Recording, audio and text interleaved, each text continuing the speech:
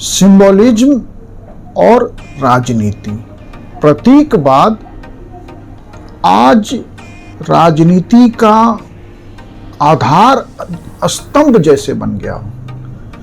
हमारी आधुनिक राजनीति ने राजाओं के शासन से प्रतीकवाद, सिंबोलिज्म को इस तरह से अपनाया कि पूरी राजनीति, पूरा राजनीतिक तंत्र, सारी व्यवस्था,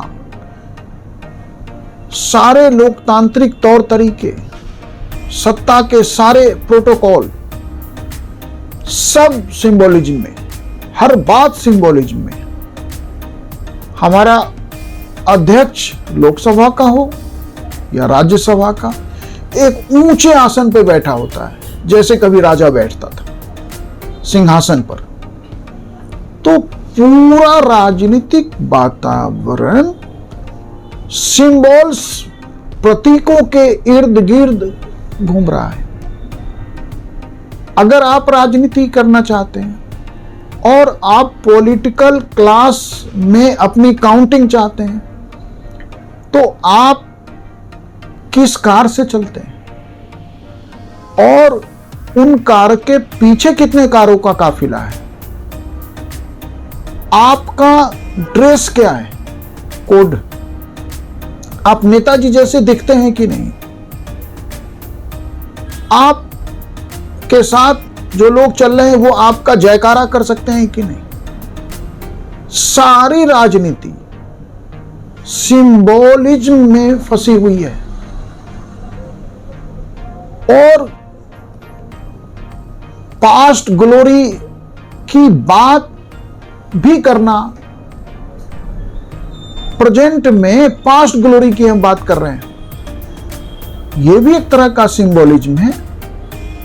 अब यदि अमेरिका ये कह रहा है कि मेक अमेरिका ग्रेट अगेन, तो अमेरिका तो ग्रेट है, वर्ल्ड का सुपर पावर है, वर्ल्ड का सबसे बड़ा इकोनॉमिक पावर है।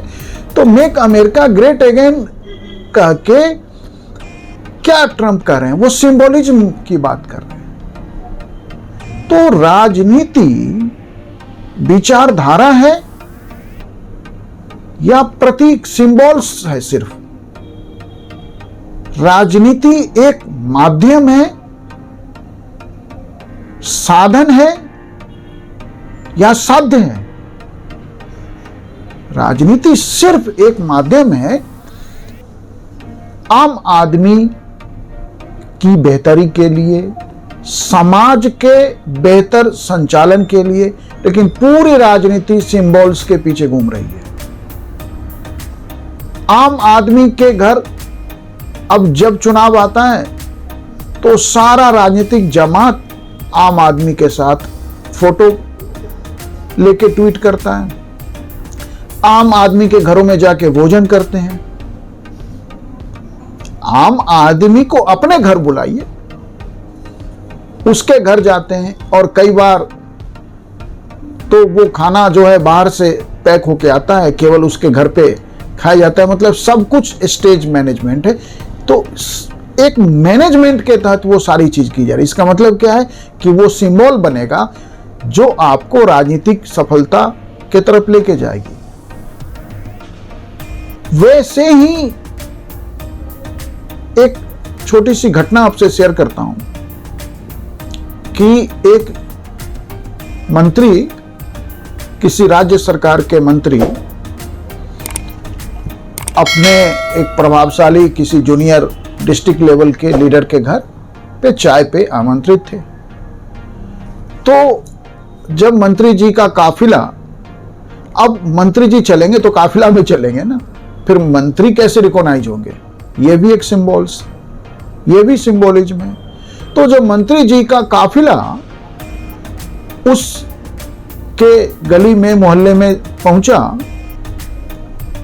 तो क्या किया गया कि वो जो सायरन है वो बंद कर दिया गया। उस व्यक्ति ने जिसने आमंत्रित किया था उसने से रहा नहीं गया, उसने मंत्री जी से ही कह दिया कि मोहल्ले में लोगों को पता कैसे लगेगा कि मंत्री जी हमारे घर आए। तो मतलब कि यह बात हमारी राजनीति में बैठे लोग भी जानते हैं और राजनीति कर रहे लोग भी जानते हैं, राजनीति से जुड़े हुए लोग भी जानते हैं कि सारी राजनीतिक तंत्र सिंबल्स के पीछे जा रहा है। जब राजनीति सिंबोलिज्म में फंसा होगा, प्रतीकों में होगा, तो लोकतंत्र कहां है? और हमारा मीडिया सिस्टम इस सिंबोलिज्म को और बढ़ा रहा है कि मीडिया एक तरह से सिंबोलिज्म को प्रमोट करने का सबसे स्ट्रॉन्ग और मजबूत प्लेटफॉर्म बन गया है। अब ये सोचिए कि ये सिंबोलिज्म नहीं तो क्या है कि गांधी जी के ऊपर 1 घंटे की भाषण देने के लिए नेताजी कारों के काफिले से चलते हैं।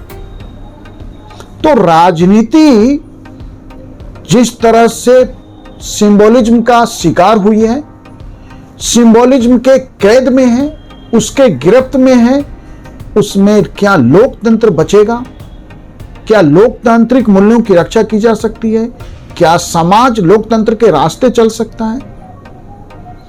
और यदि प्रोटोकॉल और सिंबोलिज्म में ही फंसे रहना है तो लोकतंत्र को आधुनिक व्यवस्था हम क्यों कहते हैं? क्योंकि राजतंत्र जो राजाओं का युग था वो सिंबोलिज्म का युग था।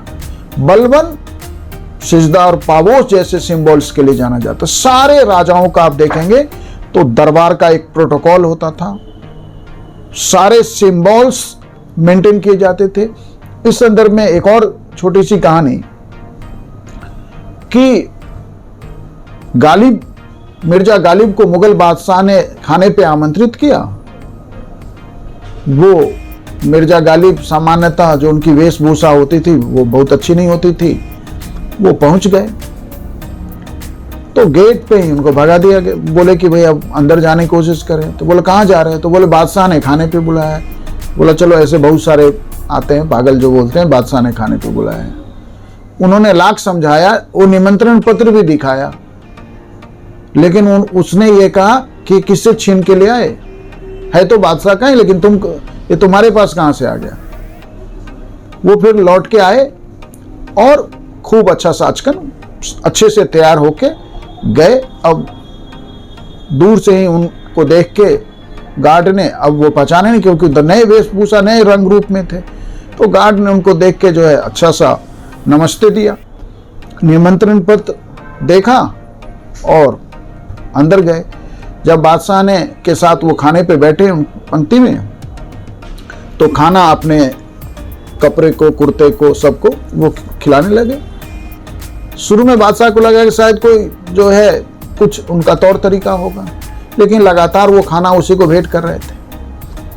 बादशाह ने से जब रहा नहीं गया तो कहा जाता है बादशाह ने उनसे पूछ लिया कि क्यों गालिब साहब ये क्या कर रहे हैं? तो उन्होंने सारी कहानी बताई कि ये मेरा जो प्रवेश है वो मेरे गालिब को नहीं मिला है, वो प्रवेश इस वस्त्र के कारण मेरा हुआ है, इसीलिए असली जो है अतिथि या खाने पे आमंत्रित तो ये है, मुझे तो लौटा दिया गया था, मुझे तो भगा दिया गया था। तो यदि राजा ने आमंत्रित किया है तो उसकी एक वेशभूषा होनी चाहिए। राजा कैसे किसी गरीब को बुला लेगा? क्या आज का लोकतंत्र भी इसी तरह नहीं चल रहा है? क्या उन्हीं सारे सिंबोलिज्म में नहीं फंसा है, उन्हीं सारे प्रतीकों में नहीं फंसा है? और इसके सहारे क्या लोकतंत्र अपने रास्ते, अपने उद्देश्यों पे आगे बढ़ सकता है, सफल हो सकता है? नहीं। इसलिए सिंबोलिज्म से राजनीति को दूर करना पड़ेगा और लोकतांत्रिक राजनीति से सिंबोलिज्म को, प्रतीकवाद को हमें निकाल फेंकना होगा, अलग करना होगा। तभी लोग सच्चे लोकतंत्र के रास्ते समाज, देश बढ़ सकता है। Thank you.